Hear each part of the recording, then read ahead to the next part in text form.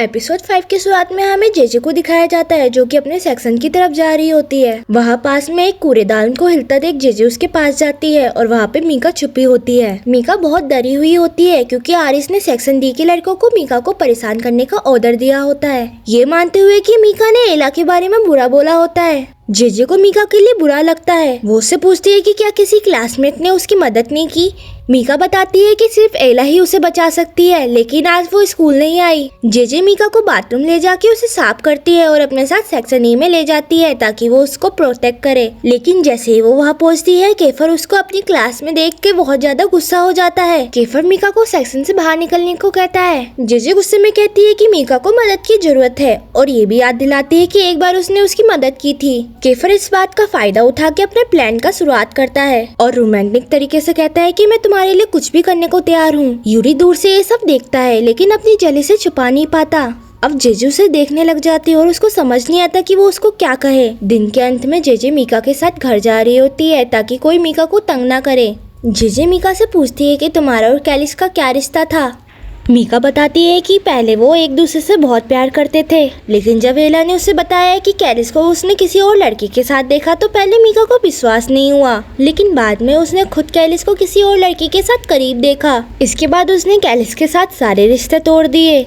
मीका कहती है कि जब से ही कैलिस उससे माफी मांगता आ रहा है और साथ होने की विनती कर रहा है, लेकिन उसने उसको दूसरा मौका नहीं दिया। फिर वो जेजे से पूछती है कि क्या कैलिस को दूसरा मौका देना चाहिए। जेजे कैलिस की तरफ देखती है और उसके फेस पे साफ दिख रहा होता है कि वो बहुत गिल्टी है। जेजे मीका को कहती है कि वो सोच समझ के फैसला ले। बाद में जेजे घर लौटती है और आरिस से उसकी हरकत के लिए उसे कहती है कि उसने गलत किया। जेजे उसे समझाती है कि मीका ने एला के बारे में कुछ गलत नहीं कहा था और वहीं पे एला ये सब बातें सुन के उदास हो जाती है। आरिस उसके पीछे जाता है और उससे माफी मांगता है। अगले दिन एला जेजे के पास आती है और मीका की साइड लेने के लिए उसे थैंक्स कहती है और बताती है कि उसने आरिस से बात की, उसने मीका को छोड़ने का वादा किया है। हालांकि एला जेजे से एक फेवर मांगती है कि मीका को कैलिस से दूर रखे, वो मीका को फिर से हद कर सकता है। जेजे लेकिन मना कर देती है और कहती है कि वो उनके बीच में नहीं बोलेगी क्योंकि वो उनका पर्सनल मामला है। कुछ समय के बाद हमें दिखाया जाता है कि सेक्शन ए का एक लड़का मीका को प्रपोज कर देता है और ये भी कहता है कि वो उसको पहले से पसंद करता है, लेकिन कभी हिम्मत नहीं जता पाया। लेकिन जेजे मीका से कहती है कि जवाब देने से पहले सोच समझ लो।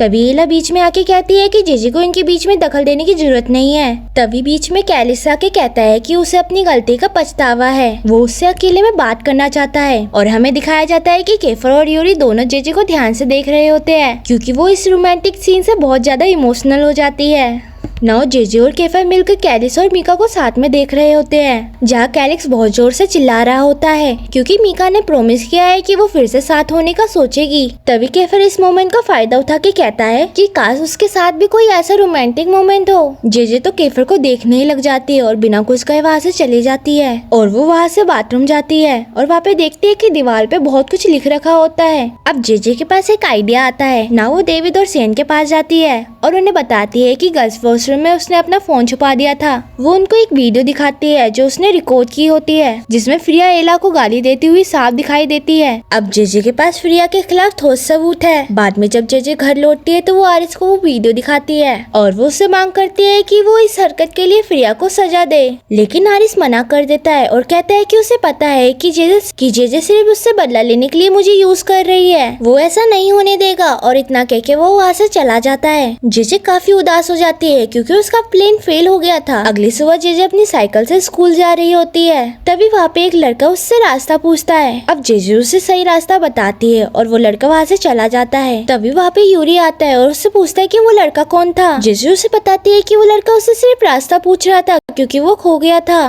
फिर वो दोनों स्कूल के लिए निकल पड़ते हैं। स्कूल में मीका जेजे के पास आती है और उसको थैंक्स कहती है और जेजे को एक लेटर देती है और कहती है कि कैलिस को ये लेटर दे दे। जेजे जल्दी से लेटर कैलिस को दे देती है, जो अपने दोस्तों के साथ बैठा होता है। वो घबराते हुए उसको खोलता है। सब उस लेटर को देखने के लिए उत्साहित होते हैं। कैलिस जोर से चिल्लाता है क्योंकि मीका ने उसके साथ दोबारा रिलेशन में आने के लिए हाँ की होती है। वो खुशी में जेजे के गले लगता है और कहता है कि ये सब उसकी वजह से हुआ है। नाउ जेजे कैलिस को कहती है कि अपना टाइम वेस्ट मत करो, जल्दी से मीका के पास जाओ। यूरी और केफर दूर से ये सब देख के बहुत खुश हो रहे होते हैं। अगले सीन में दिखाया जाता है कि क्लास के दौरान जेजे सभी से तेज दौड़ रही होती है, लेकिन तभी केफर उसे गिरा देता देता है ताकि वो खुद जीत जाए और जेजे भी वो सेम ही करती है, केफर को उसी तरह गिरा देती है। वहाँ पे सभी चौंक जाते हैं क्योंकि सबको पता है कि केफर का गुस्सा बहुत तेज है। केफर गुस्सा होने के बजाय हंसते हुए उसका पीछा करता है और कहता है कि वो उसे नहीं छोड़ेगा।